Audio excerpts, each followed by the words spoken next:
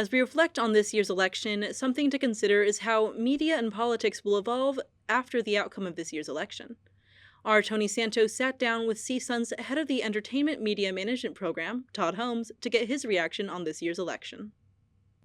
So we're sat here with Dr. Todd Holmes. Mr. Todd Holmes, thank you for joining us today. Well, my pleasure. Thank you for having me, Tony. Yeah, so Appreciate it. how's your day today? Oh, it's great. It's very good. Very good. Busy day, but good. That's great to hear. Well, we're going to dive into this right now. How do you think media coverage has shaped voter behavior this year? And do you feel it's had more influence compared to past elections? Well, I think it's interesting to consider it because things have really changed certainly over the years. I mean, now there's so many specialized and niche media sources now that people go to. So it's certainly, things have definitely changed a lot since then from when I was in college and such back in the 90s.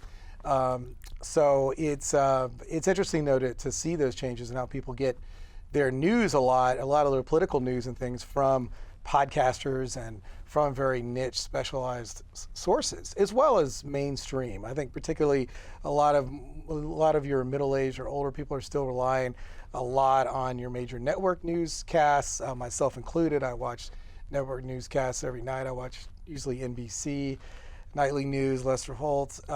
So for me, that's a good source. I also watch some of the 24-hour news networks. I try to mix it up myself between CNN, MSNBC, and occasionally flip over to Fox News just to kind of get some different perspectives.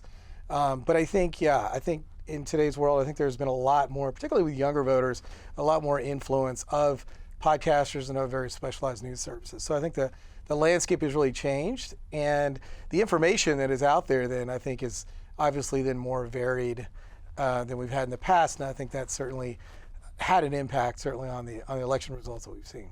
Yeah, okay.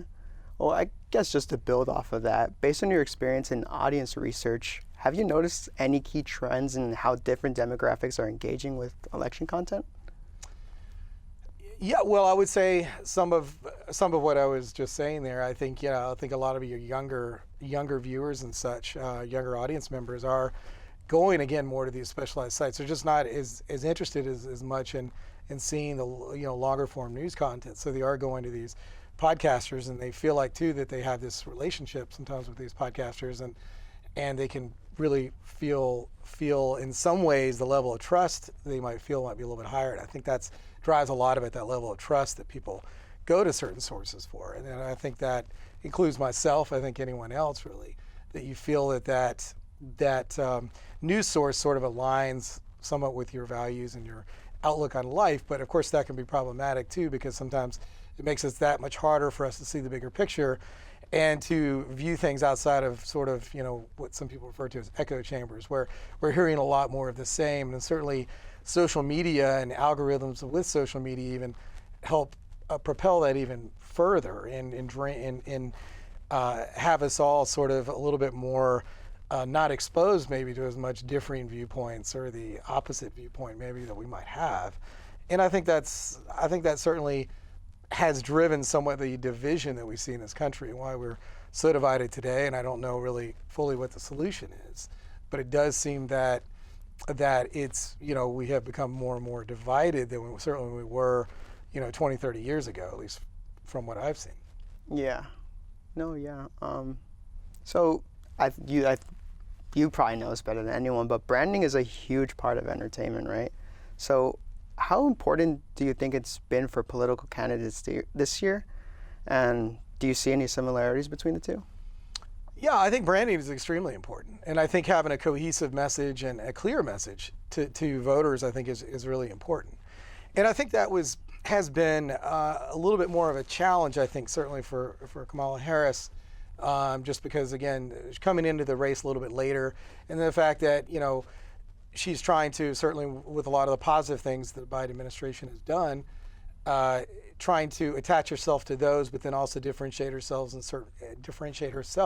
in certain ways from Joe Biden. And I think that's been a real challenge for her, and I think it would be for anyone, again, if they've been part of the administration and now they're taking over the reins. This has been certainly a unique situation where the incumbent president, again, steps aside and she takes over, and I think that has been a problem. Whereas on the other side, With Trump, I think he has had a clear message, and he's been, around the political world now for some time now. Of course, first running in 2016, so people, I think, had more of a clear idea of his message. Whether they agree with it or not, they felt that it was a little bit more clear. It was a little bit more understandable, I think, for certain people. And I think, looking at the results, it seems like that I think the branding that he had and the cohesive message certainly helped him again. And I'm not not saying whether that people necessarily like his message or not, or dislike it. It's just that